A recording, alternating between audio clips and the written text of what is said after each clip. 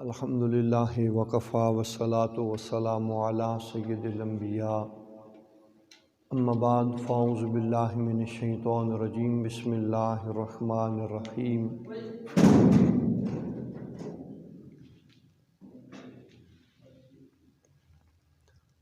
یا ابا صالح آتاک اللہ ابنا هو ولی و محبوبی و محبوب اللہ تعالی وشانہ فی الاولیاء والاقطاب کشانی فی الانبیاء والرسل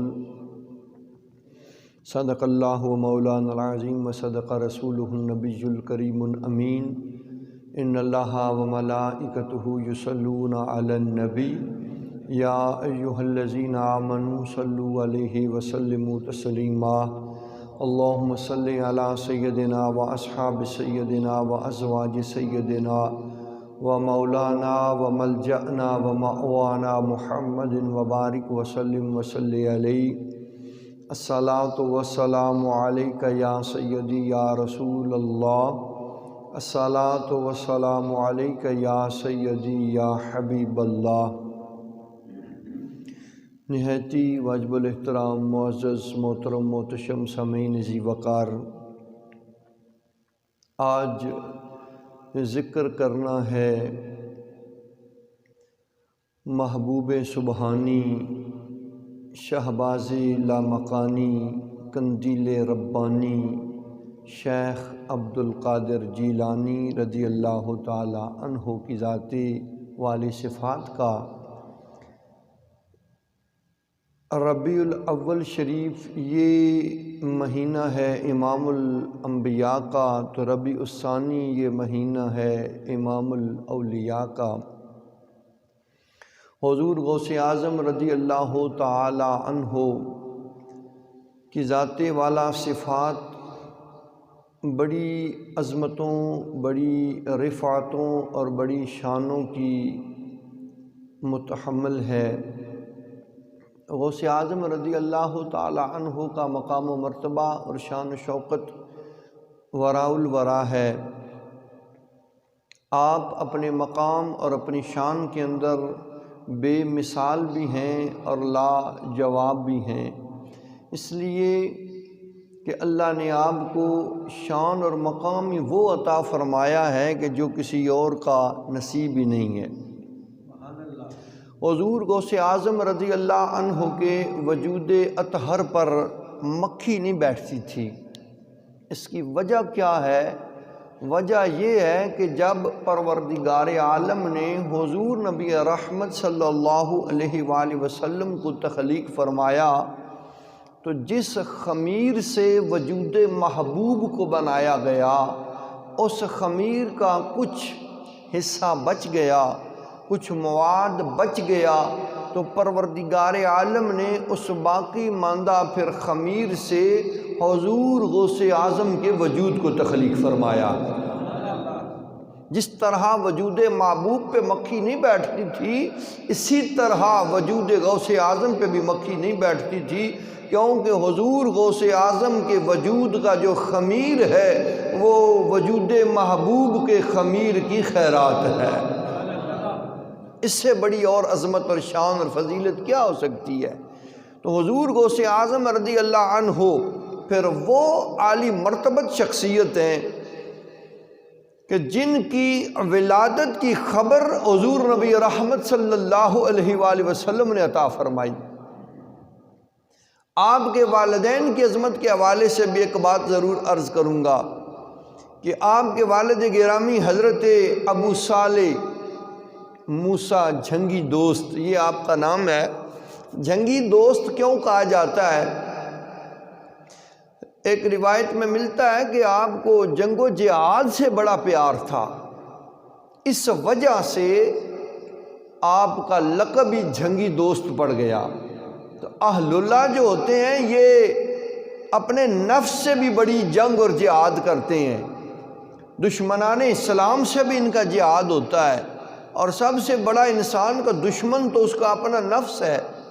تو اولیاء کاملین کی جنگ جو ہے یہ اس نفس کے خلاف ہی رہتی ہے۔ تو جنگ و جہاد سے آپ کو بڑا پیار اور الفت تھی، اس وجہ سے جنگی دوست آپ کا لقب پڑ گیا، اور آپ کے مجاہدات میں سے، عبادت و ریاضت میں سے یہ کوئی تیسرا فاقہ آپ کا چل رہا تھا۔ تو آپ دریا کے کنارے بیٹھے تھے، کسی نہر یا دریا کے، تو ایک سیب پانی میں بہتا ہوا آپ نے دیکھا، شدت بھوک کی وجہ سے آپ نے اسے پکڑا اور تناول کر لیا۔ کھانے کے بعد آپ کو خیال آیا پتہ نہیں یہ کس کا تھا، کسی یتیم کا ہی نہ ہو، کسی غریب مسکین کا ہی تو میں نے آ کر نہیں کھا لیا، نہ جانے کس کا تھا اور کس کا نہیں، بغیر اجازت بغیر اجرت کے میں نے اسے کھا لیا۔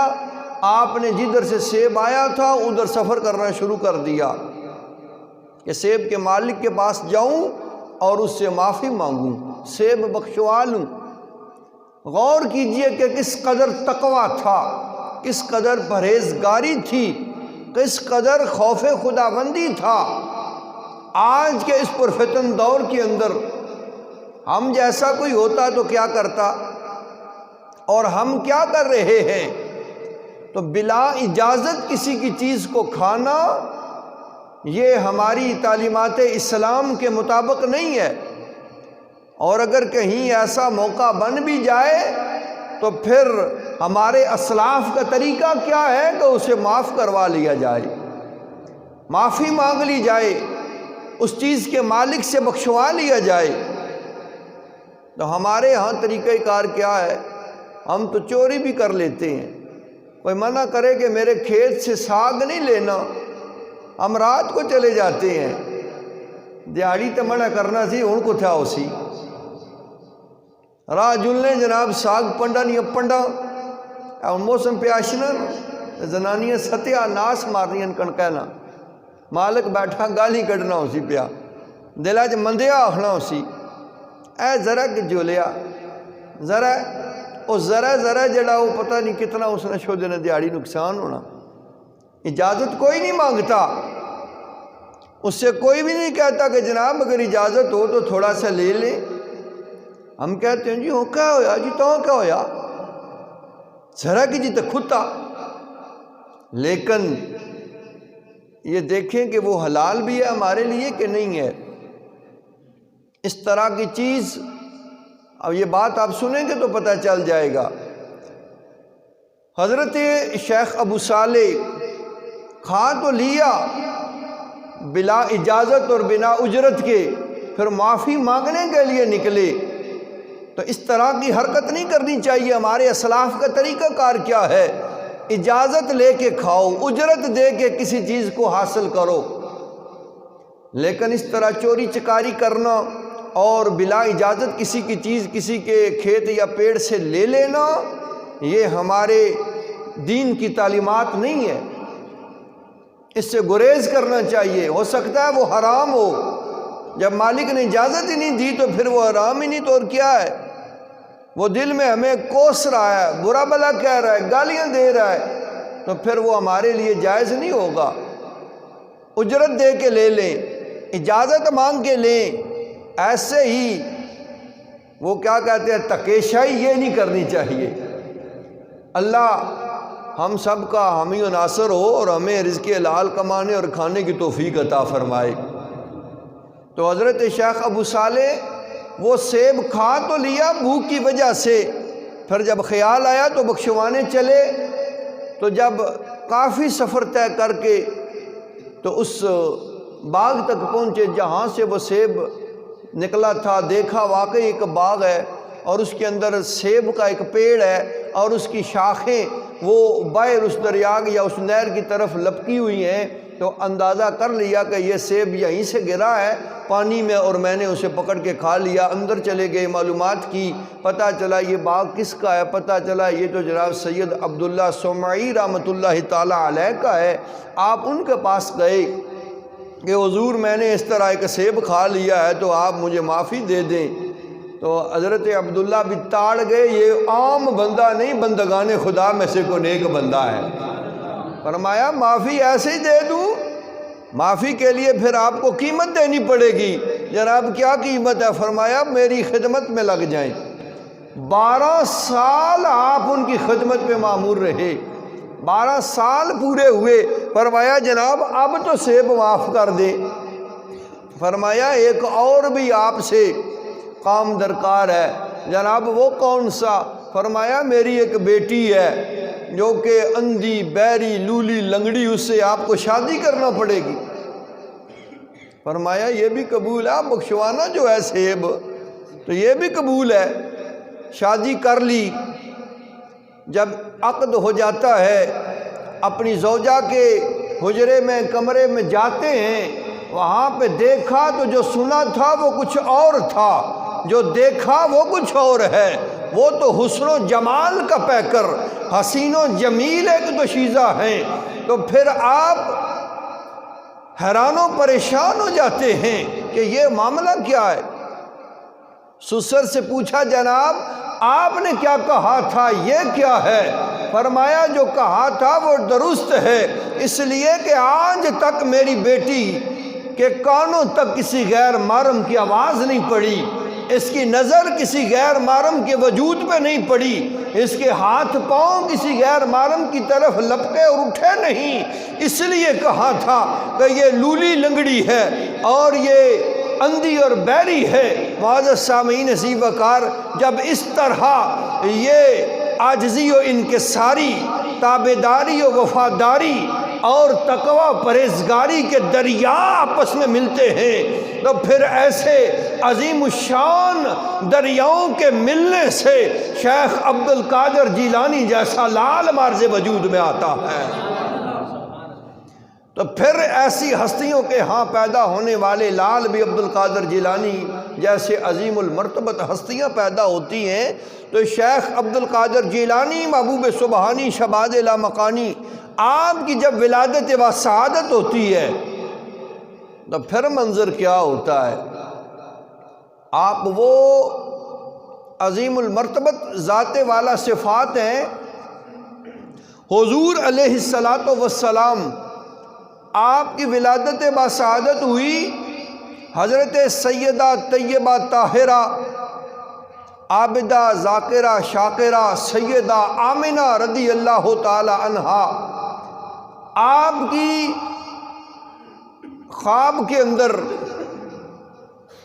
انبیاء آتے رہے اور حضور علیہ السلام کی آمد کی بشارت دیتے رہے، آدم علیہ السلام، ابراہیم علیہ السلام، اور کیا کہتے تھے کہ اے سیدہ آمنہ آپ کے جو بطن اطہر کے اندر ذات والی صفات ہے یہ کوئی عام بچہ نہیں، یہ امام الانبیاء ہے۔ تو انبیاء بشارتیں دیتے رہے، لیکن جب حضور غوث اعظم رضی اللہ تعالی عنہ آپ کی ولادت بسعادت ہونے والی تھی تو آپ کی ولادت سے قبل آپ کے والد گرامی حضرت ابو صالح کی خواب کے اندر امام الانبیاء جلوہ افروز ہوئے اور فرمایا ابو صالح اللہ رب العالمین تمہیں وہ بیٹا عطا فرمائے گا کہ جس کی شان ہی وراء الورا ہے۔ فرمایا یا ابا صالح آتاک اللہ ابنا صالحا ہوا ولی و محبوبی و محبوب اللہ تعالی۔ اے ابو صالح اللہ رب العالمین تمہیں ایک صالح فرزند عطا فرمائے گا جس کی شان اور مقام یہ ہے ہوا ولی و محبوبی و محبوب اللہ تعالی، وہ میرا محبوب بھی ہوگا اور اللہ رب العالمین کا بھی محبوب ہوگا۔ وَشَانُهُ فِي الْأَوْلِيَاءِ وَالْأَقْطَابِ، اس کی شان اولیاء اور اقطاب کے اندر اس طرح ہوگی قَشَانِي فِي الْأَنْبِيَاءِ وَالرُّسُلِ، جس طرح مجھ محمد عربی کی شان انبیاء رسولوں کے اندر نمایاں ہے۔ ذرا جان چھنڈی کا آکو سبحان اللہ، ایک بار پھر آکھوں پلا ماشاءاللہ، سینت ہے پراڈا بھی کو دی۔ حضور غوث اعظم رضی اللہ عنہ کا لنگر کھاتے ہیں تو پھر عظمت سن کے سبحان اللہ بھی تو پھر ذرا دھڑلے سے کہنی چاہیے نا۔ تو یہ حضور غوث اعظم رضی اللہ عنہ کی شان ہے کہ آپ کی ولادت کی بشارت امام الانبیاء نے آپ کے والد گرامی کو عطا فرمائی ہے۔ یہ آنے والا اس شان کا مالک ہے کہ میرا بھی محبوب ہے اور اللہ کا بھی محبوب ہے۔ اور پھر اس کا مقام و مرتبہ اولیاء اور اقطاب کے اندر اس طرح ہوگا جس طرح میرا مقام و مرتبہ انبیاء اور رسولوں کے اندر ہے۔ اتنی بڑی عظمت، اتنی بڑی شان اور اتنا بڑا مقام پانے والے پھر اس حضور غوث اعظم رضی اللہ عنہ کا تذکرہ کیوں نہ کیا جائے۔ یہ وہ ہستی ہیں کہ جن کے والدین کا تقویٰ اس انداز سے جو میں نے آپ کی خدمت میں تھوڑا سا ایک تخیل پیش کر دیا، اور حضور غوث اعظم رضی اللہ عنہ اللہ نے آپ کو بڑا مقام اور بڑا درجہ اور رتبہ عطا فرمایا ہے۔ اس سے بڑا اور مقام کیا ہو کہ جن کی آمد کی بشارت حضور عطا فرمائیں، جن کا خمیر محبوب کا فیضان ہو، خیرات ہو، اور جن کو یہ عزتیں، یہ عظمتیں اور یہ شانیں عطا کی جائیں کہ دنیا انہیں غوث اعظم کے نام سے جانتی بھی ہو اور پہچانتی بھی ہو۔ حضور غوث اعظم رضی اللہ تعالی عنہ معزز سامعین عزیز وقار بڑے عبادت گزار تھے۔ آپ واعظ فرماتے تو آپ کے اس مجمع سے کئی لوگوں کے جنازے اٹھ جایا کرتے تھے۔ اس قدر آپ فصاحت و بلاغت کے ساتھ خطبہ ارشاد فرمایا کرتے تھے۔ دور دور سے دنیا آپ کو سننے کے لیے آتی، جنات بھی آپ کا واعظ سنتے، آپ کی خدمت میں حاضر ہوتے۔ حضور غوث اعظم رضی اللہ تعالی عنہ آپ کی پہلی تبلیغ کیا تھی؟ جب آپ دین کی تعلیم حاصل کرنے کے لیے گھر سے نکلے تھے تو والدہ نے آپ کے بغل میں 40 وہ درم جو تھے وہ سی دیے، پیسے تھے پاس۔ رستے میں چور پڑ گئے، لٹیرے ڈاکوؤں نے جب پورے قافلے کو لوٹ لیا تو ایک نے آپ سے پوچھا کہ اے بچے تیرے پاس بھی کوئی چیز ہے؟ فرمایا ہاں میرے پاس بھی 40 درم ہے، درم یا دینار جو بھی اس وقت کی رقم تھی۔ تو اس نے دیکھا تو نہ ملے، اپنے سردار کے پاس لے گیا کہ یہ کہتا میرے پاس اتنی رقم ہے۔ فرمایا بتاؤ بچے ہے؟ فرمایا ہاں۔ تو سردار نے کہا کہ جھوٹ بول دیتے تو بچ جاتے۔ فرمایا میں نے اپنی ماں سے عہد کیا ہے، وعدہ کیا ہے کہ کبھی جھوٹ نہیں بولوں گا۔ یہ رقم جاتی ہے چلی جائے، یہ دنیاوی دولت ہے میرے ہاتھ سے جا رہی ہے، مجھے اس کے جانے کا کوئی دکھ نہیں ہے، افسوس نہیں ہے، لیکن اپنی ماں سے کیا ہوا عہد میں نے نہیں توڑا۔ کل قیامت میں کیا جواب دے پاؤں گا؟ اگر جھوٹ بول دیتا تو ان ڈاکوؤں کے سردار کی آنکھوں میں آنسو آ گئے کہ یہ بچہ اپنی ماں سے کیا ہوا وعدہ نہیں توڑ رہا، اور ایک میں ہوں کہ جس نے ساری زندگی اپنے مالک و خالق کی نافرمانی میں گزار دی اور اس کے کتنے وعدوں کو توڑ دیا اور اس کی کتنی ناشکری کی۔ یہ سوچ کے جب اس کی آنکھوں میں آنسو ٹپک گئے تو اس نے کہا کہ اے بچے آپ نے تو میرے دل کی دنیا ہی تبدیل کر دی ہے۔ آپ کے ہاتھ پہ اس نے اسی وقت کلمہ پڑھا اور توبہ کر دی تو اس کے جو باقی ماندہ تھے رفیق، انہوں نے کہا کہ سردار پہلے برے کاموں میں بھی تو ہمارا سردار تھا، اب اس نیکی کے کام میں بھی تو ہمارا ہی سردار بن جا۔ وہ آپ کی پہلی تبلیغ تھی۔ معزز سامعین عزیز وقار، اس انداز سے جب تربیت کی جائے تو تربیت تب ہوتی ہے جب والدین بھی اس عظمت اور اس شان کے متحمل ہوتے ہیں۔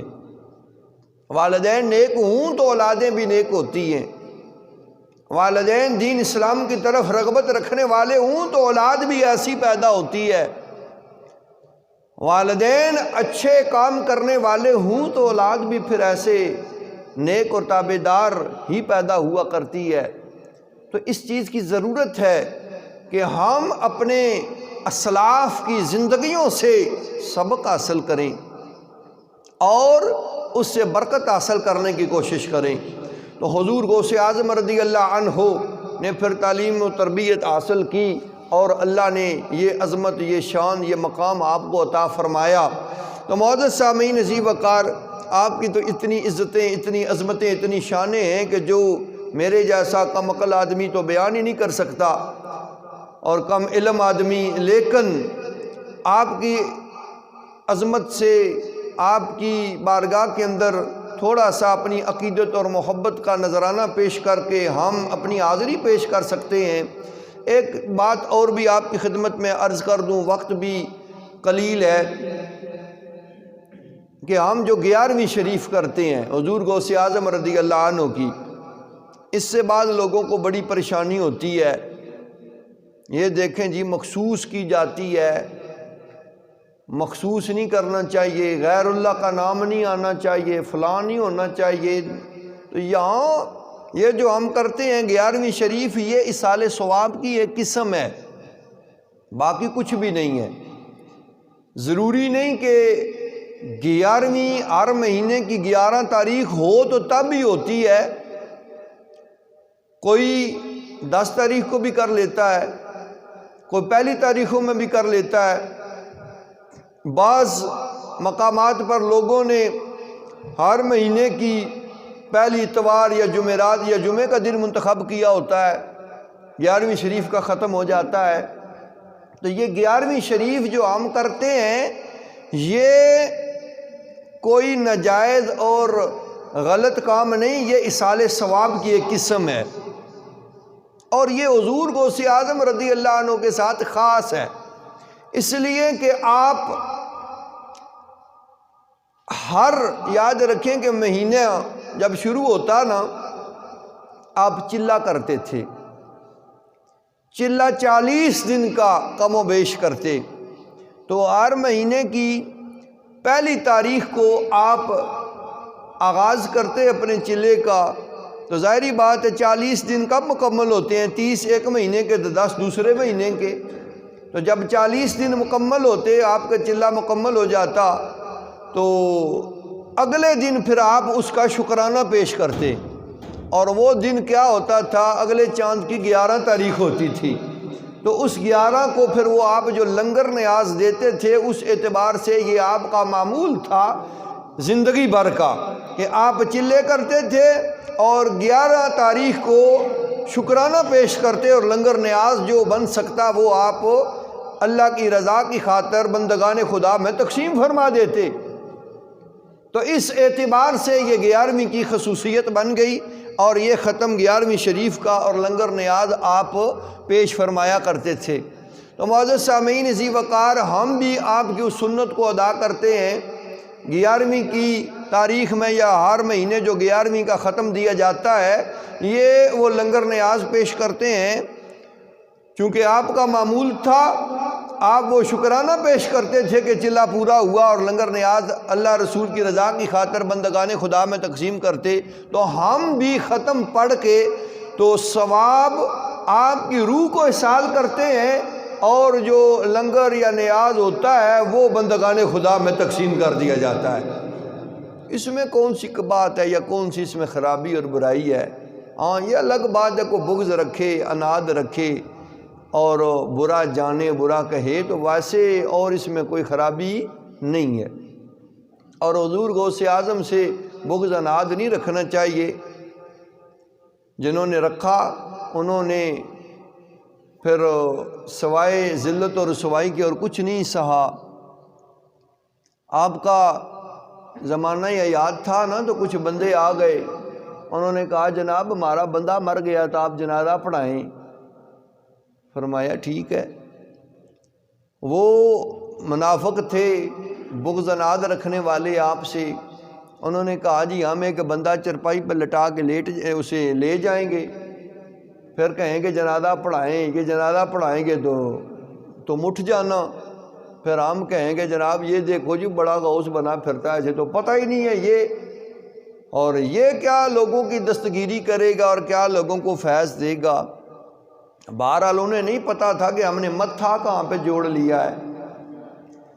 آپ کی خدمت میں انہوں نے کہا، آپ نے قبول کر لیا، وہ بندے کو لٹا کے چرپائی پہ لے گئے، جنازے کی پوری صورت بنا کر حضور غوث اعظم پہنچ گئے وہاں پر، اللہ نے آپ کو مقام کتنا عطا فرمایا ہے۔ تو معزز سامعین ذی وقار، یہ بھی بات اس سے ثابت ہو رہی ہے، اور جو بغض و عناد رکھتے ہیں ان کے ساتھ جو عشر ہوتا ہے وہ بھی ثابت ہو رہا ہے۔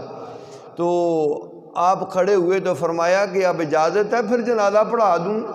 انہوں نے کہا جی پڑھائیں۔ حضور غوث پاک نے دوسری مرتبہ پوچھا، پھر واقعی ٹھیک ہے پڑھا دوں؟ جناب پڑھا دیں۔ آپ نے تیسری مرتبہ پوچھا، کوئی اجازت ہے تیار ہو پڑھا دوں؟ انہوں نے کہا جی پڑھائیں۔ فرمایا پھر نیت کر لو۔ نیت کر لی گئی، جنازہ پڑھ لیا گیا۔ جب جنازہ پڑھ چکے نا تو وہ اچھلنے لگے، کہنے لگے اٹھو بھائی اٹھ۔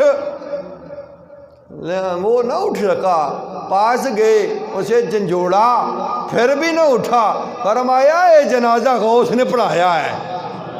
اور پوچھ اس لیے تھا کہ جب پہلی مرتبہ پوچھا تو اسرائیل اس کے سرانے کھڑا تھا، وہ میرے حکم کا منتظر تھا۔ میں نے اس لیے تم سے پوچھا پڑھا دوں، تم نے کہا پڑھا دو۔ دوسری مرتبہ پھر پوچھا، تیسری مرتبہ پھر پوچھا، تم نے کہا پڑھا دو۔ تو میں نے کہا پر ٹھیک ہے تو اپنی کارروائی کر، ہم اپنی کرنے لگے ہیں۔ اب یہ جنازہ اس کا ہم نے پڑھایا، یہ عام بندے نے نہیں، یہ غوث نے پڑھایا ہے۔ اب یہ اٹھ نہیں سکے گا، اب اٹھے گا تو قیامت کے دن ہی اٹھے گا۔ پھر تو وہ کفِ افسوس ہی ملتے ہوئے گئے، معافیاں تلافیاں کرنے لگے کہ معاف کر دیں، ہم تو آپ کو رسوا کرنے کے لیے آئے تھے، خود ہی ذلیل ہو چکے ہیں۔ تو معزز سامعین ذی وقار، حضور غوث پاک سے محبت کرنی چاہیے۔ جنہوں نے بغض عناد رکھا وہ ہر دور میں ذلیل ہوئے ہیں، اور جنہوں نے پیار رکھا ہے اللہ رب العالمین نے انہیں غوث پاک کا فیضان بھی خوب عطا فرمایا ہے۔ حضور غوث پاک کا لنگر کھاتے جاؤ اور حضور غوث پاک کے نام کے نعرے لگاتے جاؤ۔ یہ اللہ نے آپ کو بڑا مقام اور بڑی شان عطا فرمائی ہے، اور حضور کا جو لنگر ہے حضور غوث اعظم رضی اللہ عنہ کا، یہ محبان غوث اعظم کو ہی نصیب ہوتا ہے۔